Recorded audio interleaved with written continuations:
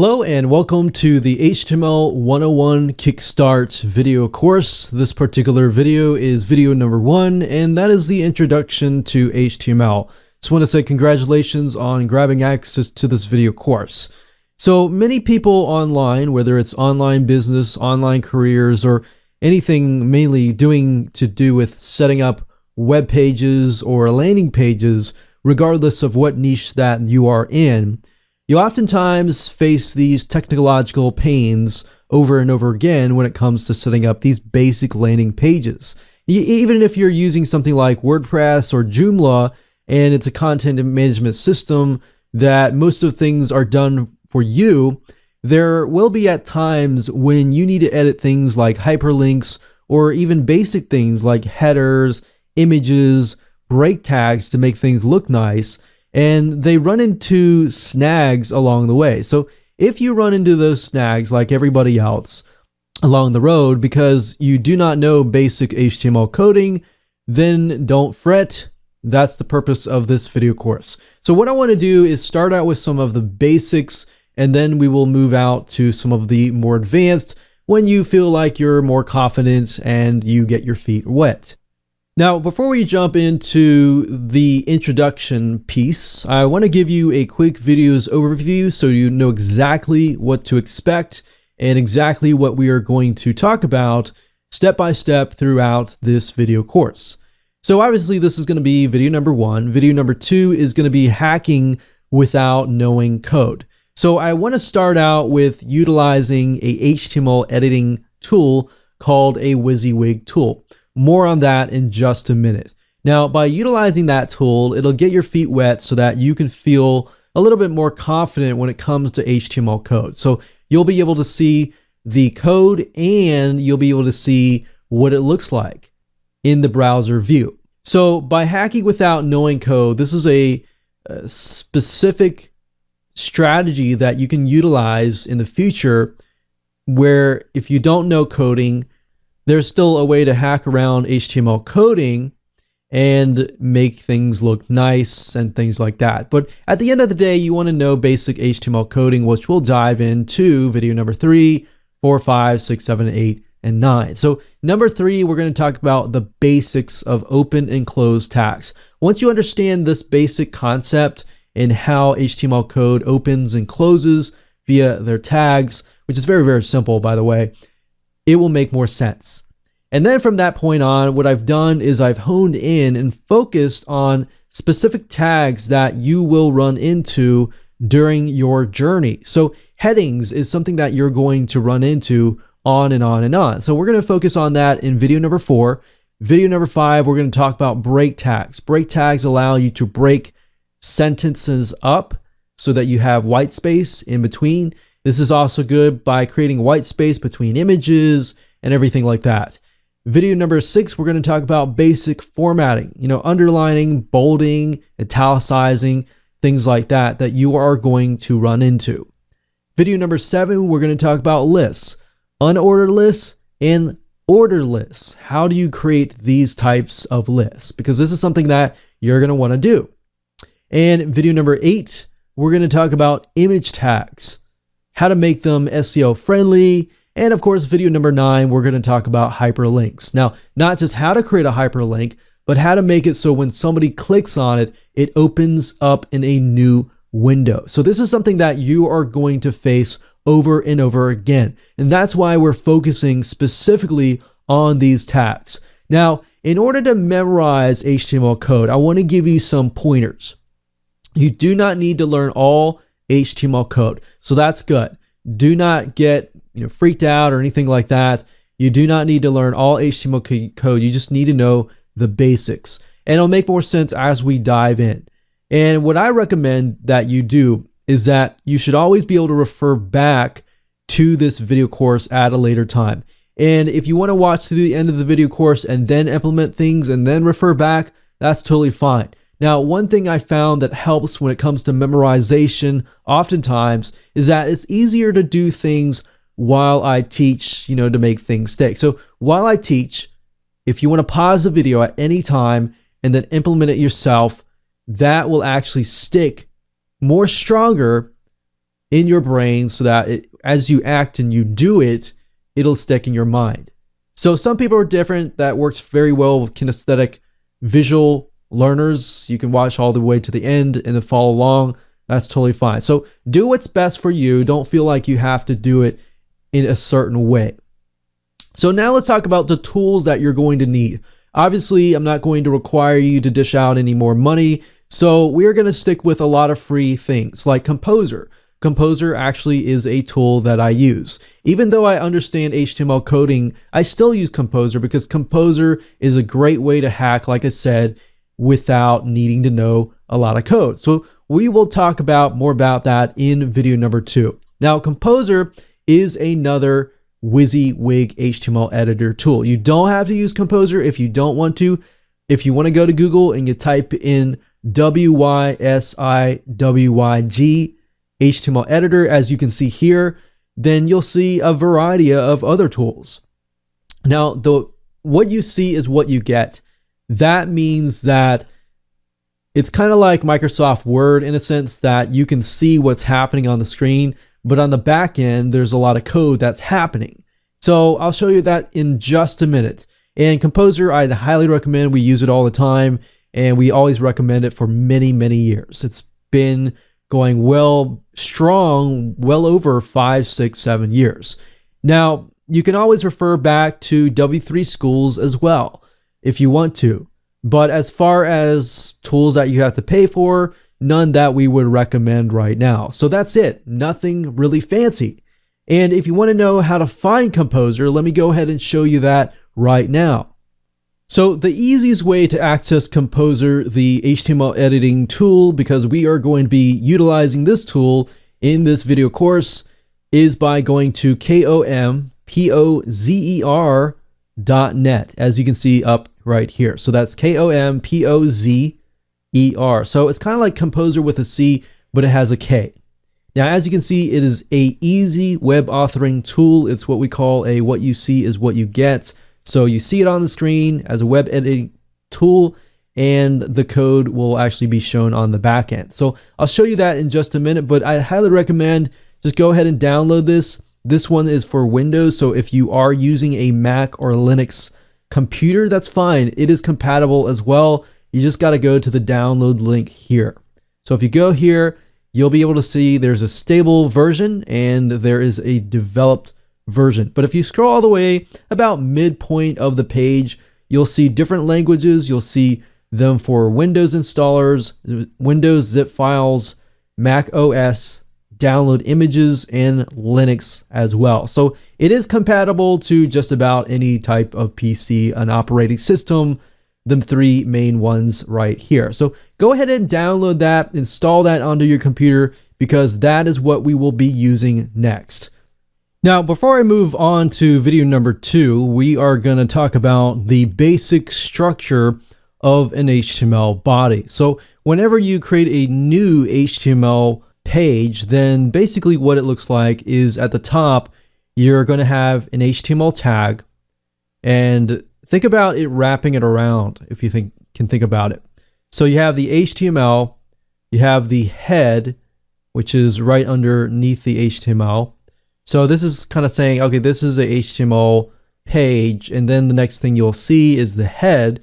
And if you think about a human body, you have the head, and then right maybe on the head, right below that, you could have like a name tag, like the title or something. And then right below that or on that, you can have a body. And then of course you have your feet and everything like that. So that's probably the easiest way to think about it. You have HTML, if you can think of like a stick figure or something. You got the HTML guy, he's got a head, and then he's got a name tag, that's a title, and then he's got a body. If you can remember that, then it's actually fairly easy to understand when I move on to video number 2 and I break it down for you. So let's move on to video number 2, and it'll make a lot more sense when we actually go there. So in video number 2, we're going to talk about hacking HTML without knowing code. And what I mean by that is being able to set up landing pages and basic web pages, and understanding how to do it without knowing code is the first way to get your feet wet and get yourself confident. So let's get started. So what I want you to go ahead and do is go ahead and open up Composer and pause this video if you need to, and we'll get started. So what I mean by hacking HTML, as I said earlier, is we are using a tool that will allow us to see what the user sees via the browser without actually having to add our own code. Now, this is the normal view. So at the very bottom left-hand corner, you're going to see the normal tab, as you can see here. And then you're going to see the source tab. So the source tag is going to reveal the actual HTML code to us. And as I stated in the previous video, I basically went over the basic structure. You can see there is an HTML tag here. There is a heading tag, and the heading tag gets closed here, and then the body starts here, and so forth. Now, I will talk more about open and close tags and the concept of that in the next video. So don't worry about that right now. Let's just focus on utilizing the tool so that you can use it, get confident, get your feet wet right now. So the nice thing about Composer is it looks kind of like Microsoft Word, but a simplified version of it in a way. So what you see is what you get. So what you see in the normal tab is what you get. So let's say, for example, that we are going to say dog training, and then we highlight that. We can center align that, as you can see here. We can left align, right align, and so forth. You can bold it. You can make it bigger by clicking on here. You can also make it smaller. So what you see here is what the user is going to see. And that is what you see is what you get HTML editor. Now you can also change the color, let's say to red, and we can also change the background to, let's say, something like yellow. So this would be a highlighted color. If we wanted the whole line to turn, let's say, yellow, we could do that as well. You can also go further and you can add things like tables. So let's go back here and remove the highlight, and we can add a table. So what I like about Composer is it gives you the ability to specify, okay, I want this many columns and I want this many rows. So in this case, I'm just going to do 4, and you can specify the cell spacing, which is in between each cell. How much spaces do you want? So this is a table here. We can always tweak it if we would like to. So if we right click here, for example, and we go to table cell properties and we go to table, we can add more rows. So if we are not satisfied that it only has 2, we can always add 10. And if we're not satisfied by 2 columns, we could add something like 5. And we could also remove the border, so you can actually see the border here, but we can actually remove it so that the users do not see the border. And it becomes like this. So if we do that, then the user can't see the actual border and they don't realize that there's a table there, and you can start adding text. So there's a lot of stuff that you can do.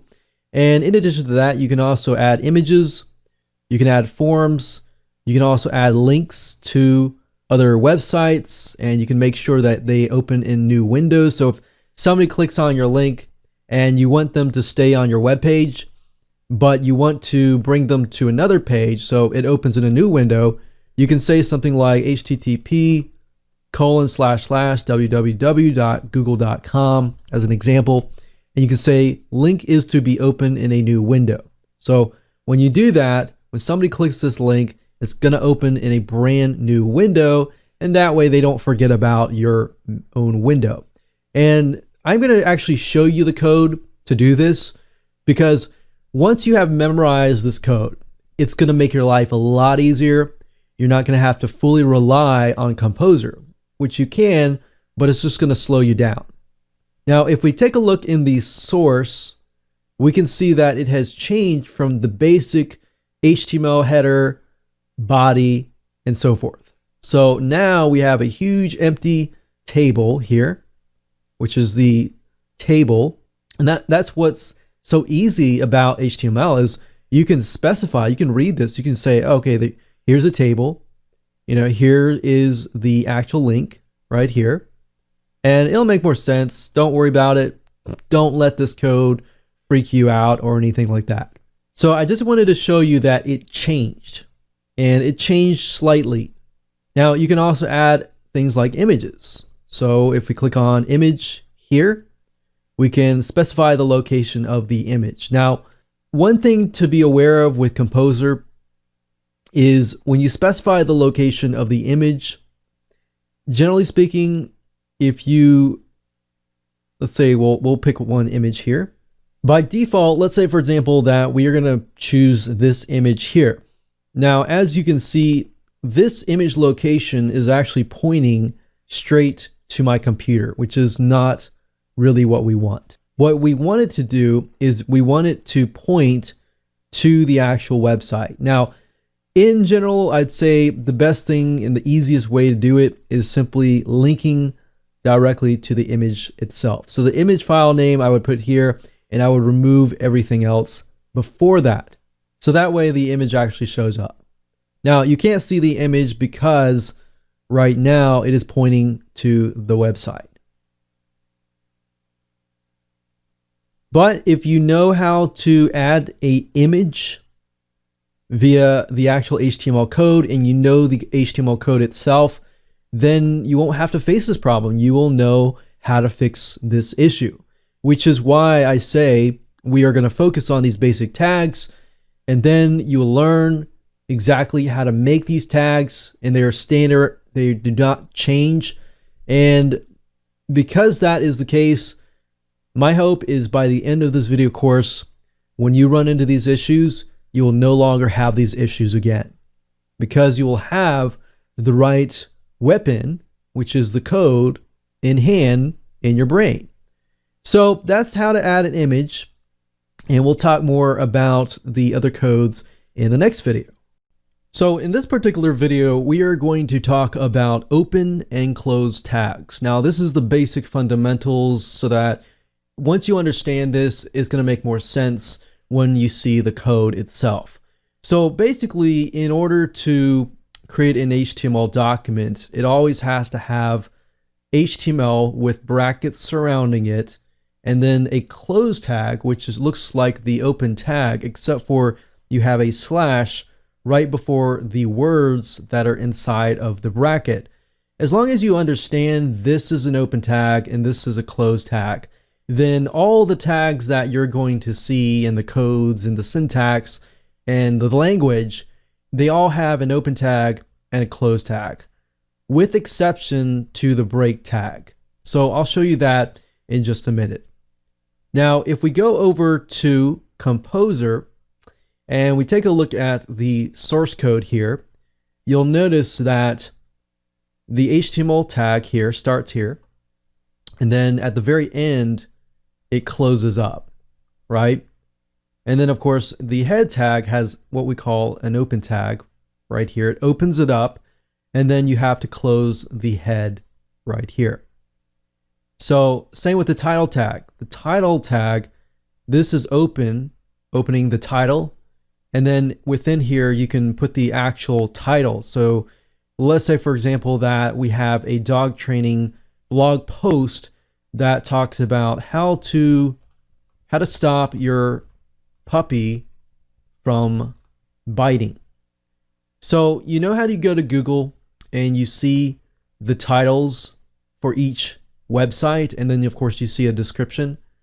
That is where the title is right here. You're getting a quick glimpse of how the code here gets read by the browser, and then of course by Google or other search engines. So you see how this works. So we have an open tag, and then we close this sentence with the close tag for this particular word, title. And then of course heading, you can see here, we close the heading, and then after you close the head, then you can start with the body. Now you see how the body starts here, and then the body closes here. So everything else that's actually inside of your landing page is going to be inside of the body. Now notice that the break tag does not have an open and close tag. The break tag can essentially stand alone. So you're going to have some words that are standalone that don't need an open and close. But if we go to the normal view, and let's say, for example, that we want to center align a word. So we'll do word. We will center align that. Now, if I go to source, you can see that a div tag is being used to center align that word, and the div tag gets closed.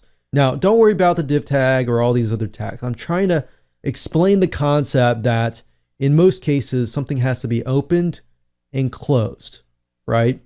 So you can have all sorts of words and then you close it down. Now, if I go back to normal, and let's say I want to bold a word, and I go back to source, you can see that the style has been added for bold. Now, you don't need to know this stuff. I'm just showing you this so that you understand that for most cases, there's an open tag and a closed tag for the majority of cases. And then, of course, there are certain cases that are rare cases, like the break tag, which can stand alone. That does not need an open and closed tag. Essentially, it is the same. So now that you understand this concept, you can actually begin to move on to the next videos, and we'll go over the basic tags like the break tag, the hyperlink tag, and everything like that. So don't worry about understanding the tags and what they mean yet. Just understand that, we have the basic HTML tag, and then they close down. The basic head tag, and they close down. So one way to learn HTML without me even teaching you is simply by going to the normal view, doing one step at a time. So like I showed you earlier, we start from scratch. If I go down here, I click on source, I can see what has changed. So I've essentially made a lot of breaks. So spaces and enters down here. And I put the word here. I take a look at source and ask yourself what has changed. Look at the code, see what has changed, and then do the next step. Make it bold. See what has changed at that point. So that's another good way to learn HTML from scratch, by actually doing something to it that you want it to do, whether changing the color, making it bigger, changing the heading. And that's a good way to learn HTML by a step-by-step manner. So with that said, I'm going to go to the next videos and we will show you exactly other tags that are very common that you are likely to face. See you there. Hello and welcome back. This particular video, we are going to talk about heading tags. As you know, whenever you create a blog post or a landing page or a website, you will notice that the headings at the very top tend to be very, very big, right? So that's what we're going to talk about, is that particular tag. Now, that particular tag, you'll oftentimes people say H1 tags, H2 tags, H3, and more. So really what it's defined by, if we do an H1 tag, remember there's two brackets that are surrounding that particular word, H1. So it can be lowercase h and it can be uppercase H.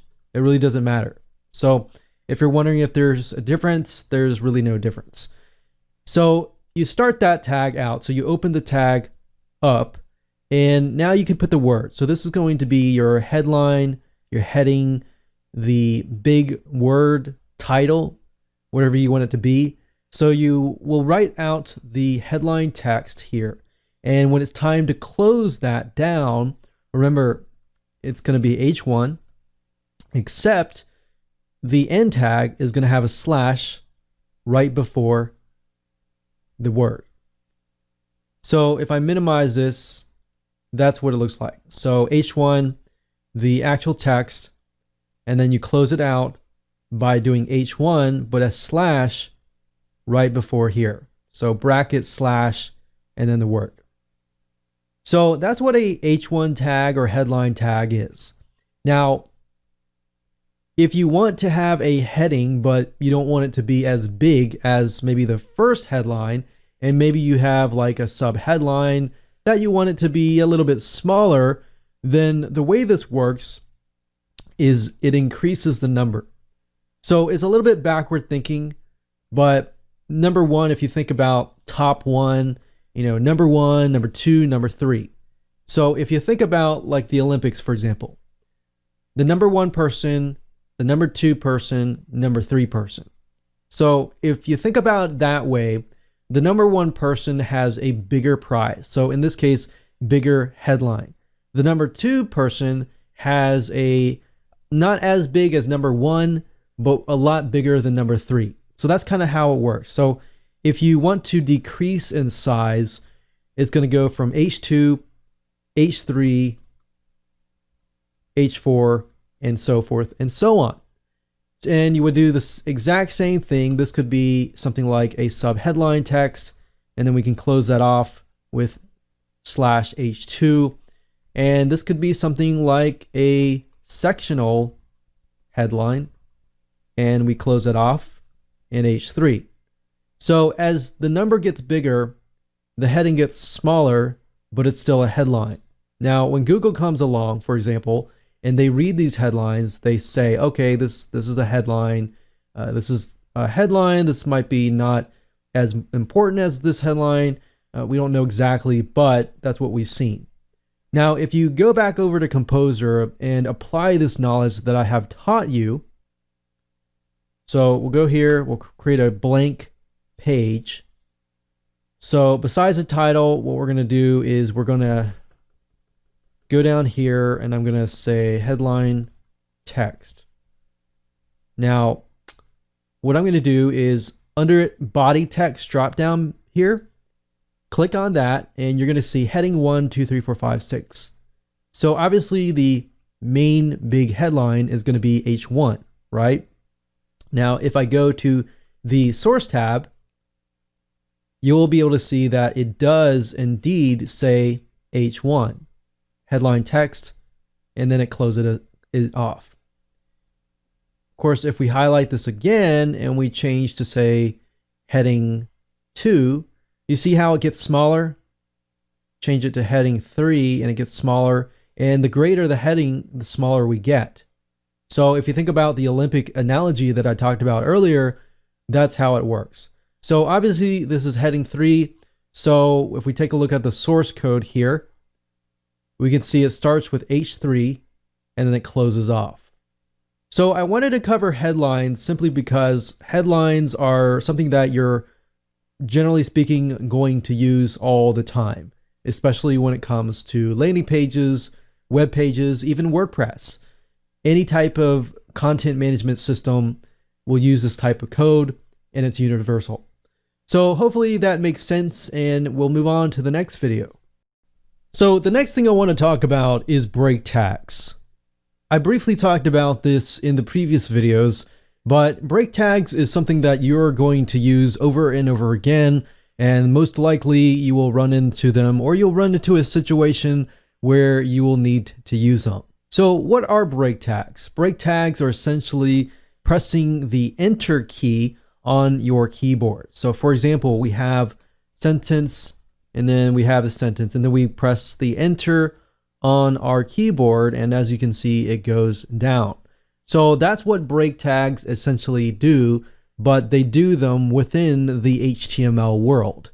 So if you want to spread images apart and have one image at the top, maybe a few breaks in between, and then put an image, and then maybe break it, and then have a few paragraphs and break that paragraph apart, it really adds white space and makes things look a lot nicer so that they're not all clumped together. So that's really what break tags are all about.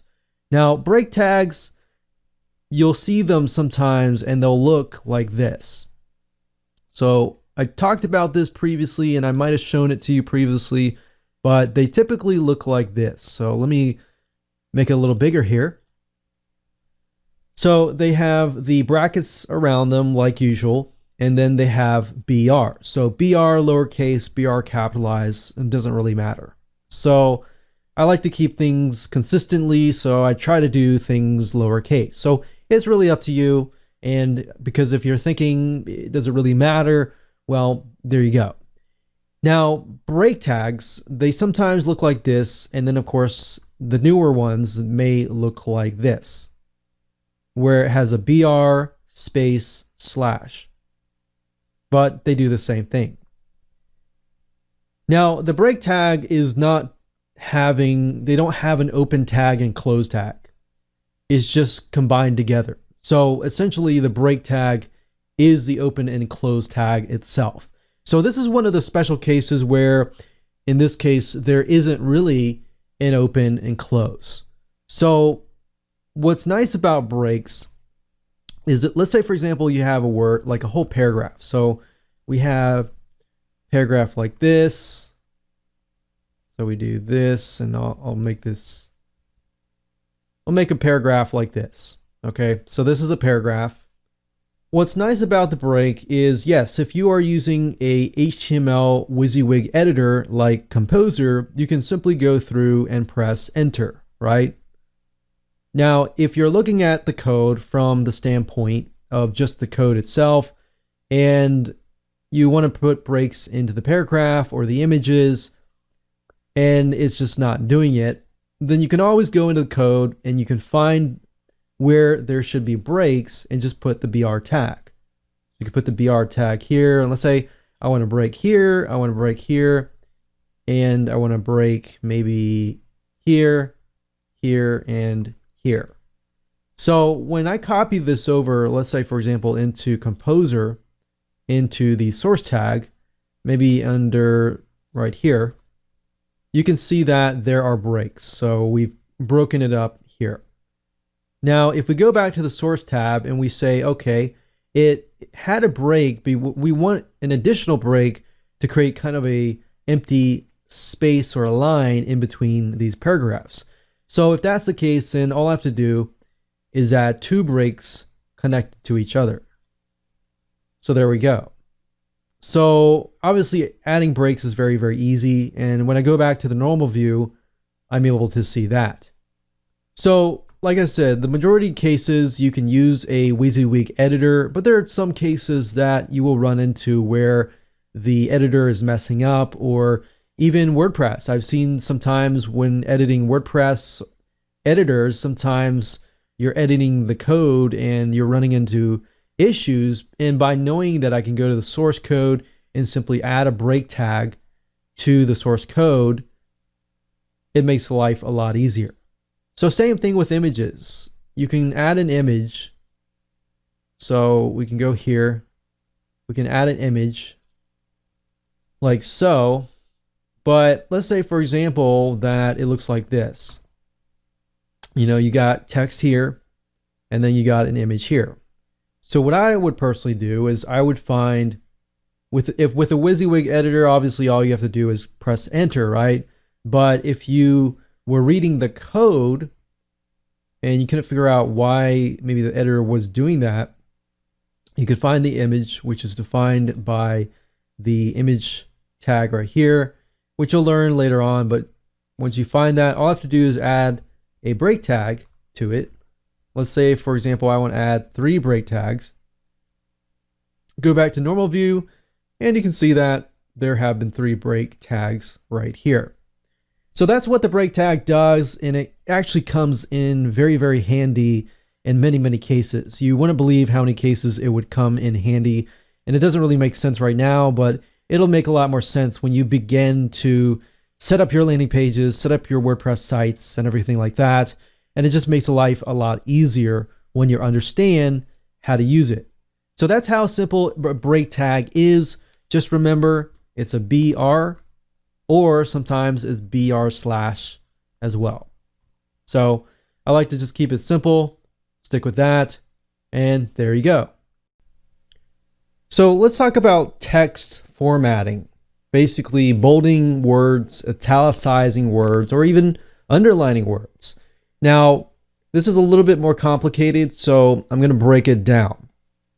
Now, as you can see here, it starts with the span tag, and we have span style equals quotation quotation. And within the quotation, you pretty much have all the formatting.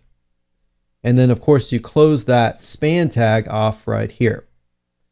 Now, as you read it, it'll make more sense. So font weight, or if you think about weight, an analogy of, how heavy something is or something light. Bold is something that, if you think about bold and you bold a letter, and if you were to be able to kind of measure the weight of a letter and you bold it, you make the font weight bold. So what I'm trying to do here is I'm trying to give you some analogies that would make sense. It doesn't necessarily have to be the case, but these are things that I use in my own brain to memorize these things. So font weight equals bold. Font style, we have different styles like font, we have italicize, we have other different styles. And then of course we have text decoration. So you could decorate the text with an underline. So it would make more sense if we go back over to Composer here. And like I said in the beginning, I would recommend you as much as possible to do a step and then take a look at the source code, and then do a step and then take a look at the source code. So what I mean by that is, remember, bold the word, then look at the source code, see what changes before you do anything else, and then go back, italicize it, see what changed, and then what I would do from that point would be try to memorize that. Now, if I were you, I wouldn't really go all out. I would just memorize the basics, so bold, italicize, and underline, because that's the main stuff that you're going to use. If you get all fancy, that's fine, but if you do that, go with Composer and just copy and paste the code into the editor, whatever that might be using. So if we go back here right now, the hello tag or the hello word has nothing around it except for break tags and the basic structure, right?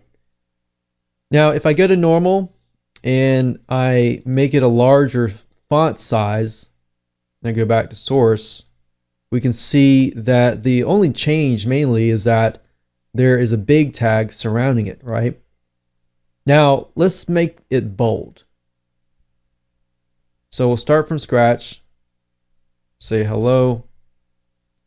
This is a test. We'll just make it bold, and let's see what happens. So if we go back to the source, we can see that it says span style, quotation, quotation, and it says font weight bold, and that's all it says. So all you have to do is memorize this right here. So that's all you have to memorize. So with span style, quotation, quotation, within that, font dash weight, colon, space, bold. Okay, so now let's remove the bold and let's just do it italicize. If we click on source and you take a look at it, it says span style, quotation, quotation, font dash style, colon, space, italic. So you're basically saying the font style is italic. And then you put a semicolon right here if you want to add more. So if we want to add something like font dash weight, colon, bold, we could do that as well. And we can see that it has bold and italicize. Now, if we add a underline and we click on source, we can see that text decoration, so text dash decoration, colon, space, underline. The semicolon, as you can see, kind of separates the differences. So we have three different items here, and you can see that after this, we put a semicolon to say that we're separating this and this. So this is a new item. We have a semicolon and then a new item. So that's what I recommend that you do. There's a lot of different formatting if you want to learn. So if we uncheck all of these and you go up to the top and click on format, you can see that Composer gives you a lot more options, such as font, different types of font. You have sizes, different types of sizes. You have text style. So besides bold, italicize, and underline, you have strike through, superscript, subscript, fixed with, and other types of text styles. But the majority of the time, you're going to use these three. You're rarely going to use all of these other ones. So that's why I wanted to show you this. Then, of course, you have text color. So if we stick with the simplicity and we just change this to say red, click OK. You can see that the span style, same thing. It says color dash red. So HTML, as you can see, is one of the easiest languages because what you see is what you get. And when you say like color red, it's pretty obvious that the color in this case is red. So if you wanted to hack HTML code and you had a bunch of code, you could literally go through it and figure out what it is about simply by learning these basics that I'm teaching you in this video course, and then just testing it out yourself and by trial and error. Because remember, at the end of the day, a lot of this stuff will only stick in your mind if you practice. So with that said, hope you enjoyed this video. Let's move on to the next video. So let's talk about how to create lists. And I'm going to talk about two different types of lists: ordered lists and unordered lists, or what we call bulleted lists. And these are things that you are going to use often. So the first thing I want to do is show you what the unordered list looks like. And obviously unordered meaning bulleted. So we have something like this: A, B, C, D, E, F, G. So this would be considered a unordered list. Okay, so if we think about the abbreviation of an unordered list, it is unordered list, right? So that's the tag, UL. So we have bracket, you make it a little bigger. And then to close that bracket, of course, it is UL and then bracket and the slash, right? Now, lists are a little bit different than normal tags because within each list, you have the actual LI. So LI stands for the bullet or the list item. All right, so you can have as many LIs as you want to. So you're going to need to have LI and /LI. So this tells us right here that this is a list. So let me do this again. Let's say, for example, we want to duplicate dog, cat. So we start the unordered list with this tag, right? And then we finish the list with this tag. Now, each one of these items are going to be this, right? So this is going to be dog, cat, and hamster. Pretty simple, right? So after you understand that concept, that you have the open tag here, the close tag here, and then the items that are surrounded by the LI tag. So LI dog /LI, LI cat, close the tag, LI hamster, and then close that tag. All right. So now that you understand that, what I want to talk about now is ordered lists. Now, ordered lists are going to be something like 1, 2, 3, 4, 5, right? So if I switch it to this, the only items that need to change here are the open tag and the close tag. Everything else, the LIs stay the same.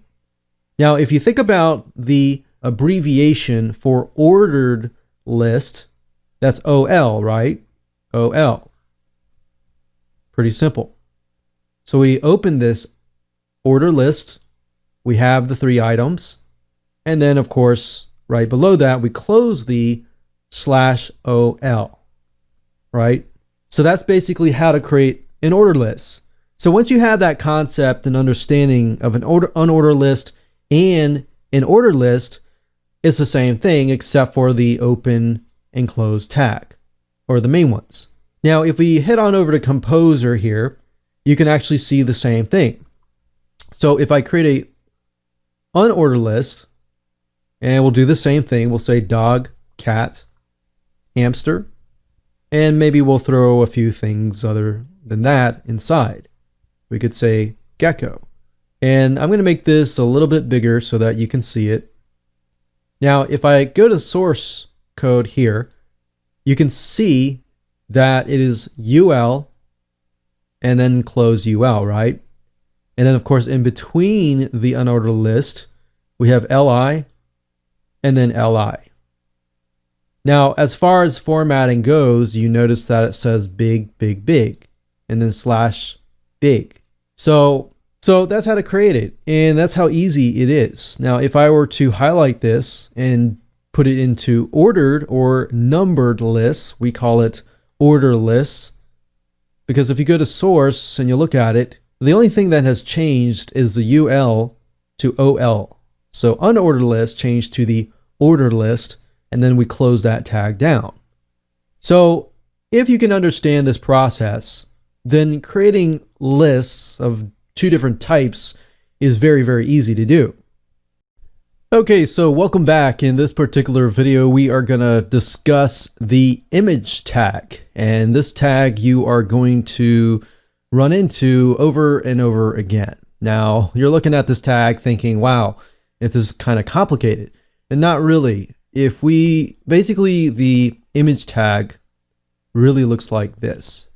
The rest of it I'll explain in just a minute.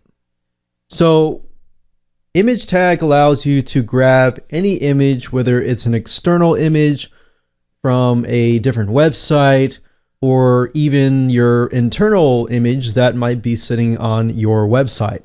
It acts just like a hyperlink, and which you'll learn later on. But where it starts out with is the tag here, of course, these brackets surrounding it, and it starts with IMG, standing for image for short. And then you put a space, and then you put SRC, which stands for source, or basically image source equals quotations, and then of course the file name inside. Now, like I said, this could be a file that is sitting on your server. It doesn't necessarily have to be a .jpeg or .jpg. It can be a .png file. It can be a .gif. Any sort of image file, it will work. So this could link here. This could link to www.yourdomain.com/image name.jpg or whatever the image extension might be. So that's how easy it is to create a image tag. And without having to even go to Composer, you can simply type this in and pull any image that you want in. Now, what you saw earlier was the alt tag. So if we add an alt tag, so after we've done this, after the quotation has closed that URL off, now we can put a space and we can put the word alt equals quotation. And alt tag is basically going to tell Google or any other search engine robot what the image is all about. So what you're doing is you're taking a step further and making it more search engine friendly. So the alt tag is pointing to what it is all about. So let's say, for example, this is an image of a puppy. So let's say a golden retriever puppy. So you would type in golden retriever puppy, and you might be able to type in what it's doing. Maybe it's biting, and your image is about how to stop puppies from biting. So Google will read that and it will say, okay, this must be about golden retriever puppy biting. Does the content that is surrounding it actually relate to this? And if it does, then that's a good sign. Now, the other stuff that you saw was what we call the style, the width, and height. Typically, you're not going to run into that unless you want to resize the image. So I'm not really going to teach you that right now. I would rather you go to Composer and test it out there, but I don't want to overwhelm you, and I want you to just memorize that you have the tag here. So let's do that again. So starting from scratch, image source, remember? So I like to start with the bracket. Now, the image tag does not have a close tag necessarily. It's just img src, so image source equals that. So I like to do that. And then I put the file name inside and the extension. And that's essentially it. And then alt tag equals quotation, quotation, and then the SEO friendly keyword. And that's it. That's all you have to do. Now, whenever you add the width and the height, that is only if you want to resize it. So if you want to resize it, then you can add a width and height. But for now, I just want you to learn the basics, and let's jump on over to Composer and I'll show you. So if I go to Composer here, and let's say, for example, that I'm going to center align this image, I'm going to go ahead and click on Image, and I'm going to go ahead and find an image. Now, these images are on my computer, obviously. So if I click on Do Not Use Alternate Text, and typically with Composer, if you do not enter alternate text, it will ask you and it will give you a warning message. So you want to enter the alternate text, which is basically what Google robots see to see what your image is all about. So we can say how to say puppy biting, and we'll click OK, and there we go. So obviously this is not an image of a puppy biting, but I'm just using this as an example. Now if you click on source here, you will see that we can see the IMG and the SRC down here. Now of course there's a style down here which is telling us the style and the alt tag. But if we were to remove this, this is what it would look like. We can see IMG SRC equals the location of the file. Now, I've said this before, but Composer will generally directly link to your computer, and you don't want that. You want it to link to your website or to the file. So if this HTML file is located in the same folder as your image, then you can simply remove everything and just simply put the file name between the quotations. And that's probably the easiest way to go. Now, if your image is in a specific location on your website, the easiest thing to do is find the location and then put the location here. Just make sure that this is not linking to your computer, because when you upload it to the internet, nobody else can see your computer except for you. So it may work for you, but it's not going to work for everybody else. So I'm going to leave it at that, and so we can keep it simple. But if you ever want to resize it via Composer without needing to know all the width and height and all the styling and stuff like that, you can always double click it and go to Dimensions, and you have the actual size here. You can do custom size, and what I like to do is make sure that the constraint option is selected, simply because if a picture, let's say for example, is 900 by 597, you don't want to distort it when you decrease it down to 500. You want to keep the width and the height scale the same. So when I press OK, it looks like this, right? Now, if I don't press the constraints, as you saw I did earlier, and I just do something like 500, and I press OK, you can see how it has distorted the image itself. So that's another little tip that I have with utilizing Composer. So by all means, if you want to stick with Composer, great, that's fine. But I'd highly recommend you at least memorize this simple tag, because when it comes to editing with WordPress or any type of content management system that utilizes an HTML editor, sometimes you're going to run into snags along the way. And if you know this tag, then you can get past simple roadblocks. All right, so hope you enjoyed that video, and we'll move on to the next one. So I wanted to say congratulations on reaching the end of this video course. This is video number 9, and we are going to talk about hyperlinks. Hyperlinks are things that you're going to run into a majority of the time, simply because depending on what you want to do, majority of the time you're going to want to link to an external website from a specific keyword, what we call anchor text, and you may want to link within your website itself. So what I found over the years is a lot of the stuff that I've taught you, you will see. But when it comes to hyperlinks, this is one of the main things that you're going to see, because linking to other websites or even within your website is very, very important. And not just linking, being able to know how to link, and then when somebody clicks on that link, it doesn't exit your website, but instead it opens it in a new window so people stay on your website. You know, getting it so that the link goes in a new window is important to know as well. So let me explain to you in a lot more detail so that you fully understand. So if at this point you're thinking, well, I'm a little bit confused here, it's okay. So let's start from scratch. If we think about it, before we even talk about this, let's say, for example, that we have a paragraph. And on that paragraph, or even that image, which we'll talk about later, we want to turn maybe this specific keyword. Let's say, for example, at the end of the paragraph, it says click here, and we want to turn that into a hyperlink. So the question is, how do we turn this word into a link so that we link from here to an external page and so forth? So what I'm highlighting right here is what we call the anchor text.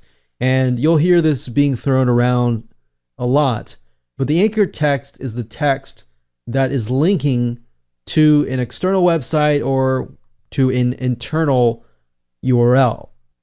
So now that you understand that, you can hyperlink this and turn that into anchor text. You can anchor text any word that you want, or even any image.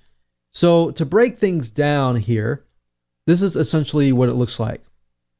So you need the anchor text, right? Which is going to be the text that you highlight. And then the hyperlink is going to be the link that you're going to link them to. And then this is merely just the action. So when they click on the hyperlink and they read the anchor text and they click on it, then they go to another website or URL. So that's how the process works. And now once you understand the process here, let's talk about how to break it down. So let's say we'll use click here because that's common. So the tag looks like this. Bracket, obviously, right? And it starts with an A. So I like to do this A and then bracket / A, because it gets a little bit more complicated after this, but not as complicated. So it's generally better to just start with that and /A. After the A, you put href equals quotation, quotation.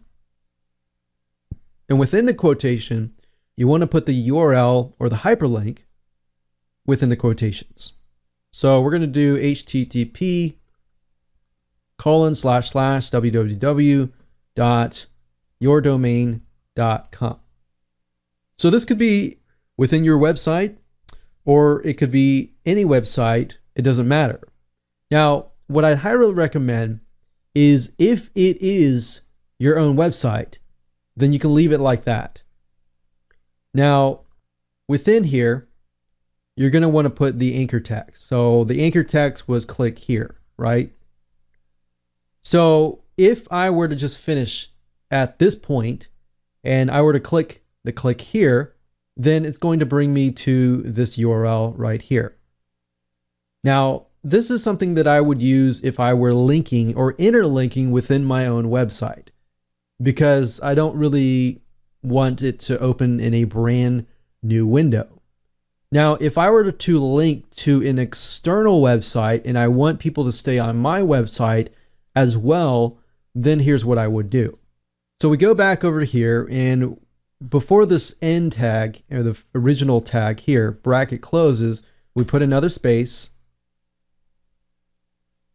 and we put the word target, and we do equals quotation, quotation, and then we put underscore blank. Now, what in the world does that mean? Well, target means where you want them to go. So what it means is we open it in a new window. So underscore blank means in a new window.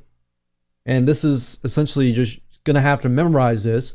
But if you want them to open a brand new window, I would put that. So if you can get to this point, just adding the underscore blank and target equals quotation underscore blank, quotation, close that off, you'll open it in a brand new window. So believe it or not, as simple as this can be, if you memorize it, you'll be set as far as creating hyperlinks and creating backlinks to other sites. And this is something that you're going to run into many, many times in the future. And you can do the same thing if this is a zip file. Let's say, for example, that you want people to download a zip file. Then you can simply link them to the zip file. So yourdomain.com, let's say it is in the downloads folder and it's called 123.zip or even 123.mp4, a video file.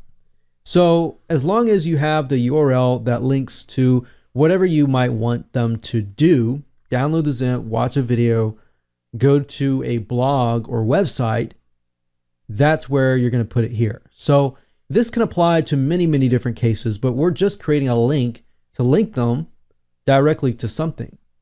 And the target underscore blank works in all of these cases, whether it's an MP4 file, a zip file, or whatever. You can do the same thing. All right. Now that you understand this, you're good to go. But we can always go back over to here and we can go here. We're going to, let's say, we'll put a center line. We'll do click here. And I'm going to make it bold a little bit bigger so you can see it. But if you highlight it, click on link, and you link them to a location, google.com, for example, you can do link is to be open in a new window. And to be honest, you're not really going to use all these other ones. Mainly, you're going to use the open in new window or open in the same window. So if I go ahead and click OK, click on source code, then you'll be able to see the actual code. So embedded into here, if you notice, it says ahref equals quotations, the URL, quotations, space, target equals quotations underscore blank, quotations. And then within these here, we have the anchor text, and then we close the A tag. And that's it. That's all you have to do. Now, if we were to hyperlink an image, on the other hand, you can see what it looks like. So let's find an image here. Now, within Composer, you can go to link, and you can actually link it over here.